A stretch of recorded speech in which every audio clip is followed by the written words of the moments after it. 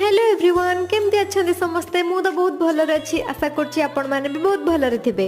बाबा धवळेश्वर को दर्शन कर सारी आमे माने तो घर को फेरुथिलु किंतु कोन करिबा आम जगार डोरी तो एमिति केते बेले कोठु जे लागि जाय से कथा केही भी कहि परिबेनी। आम सहित भी ठीक सेमती घटिथिला।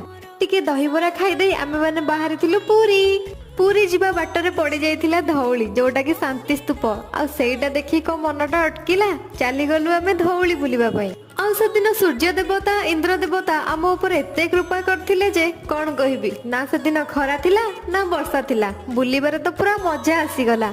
धौली बुलिबा को तो मु आगुरु केते थरा जाईची किंतु मो हस्बैंड का सहित एटा फर्स्ट टाइम जाइथिली आ बुली की मते बहुत खुशी लागिला। तापर एठु हमें सीधा बाहर जाइथिलु जगा पाखकु काहेकि ना हमकु जगा पाखरे पहुंची कि तार अभडा भी खाइबार थिला ना तो बाटर एमती रही रही टिके कोल्ड ड्रिंक्स पी के स्नैक्स खाई खाई आमे जाइथिलु। रहउची लव यू ऑल जय जगन्नाथ। वीडियो को लाइक शेयर सब्सक्राइब निश्चित करिवे।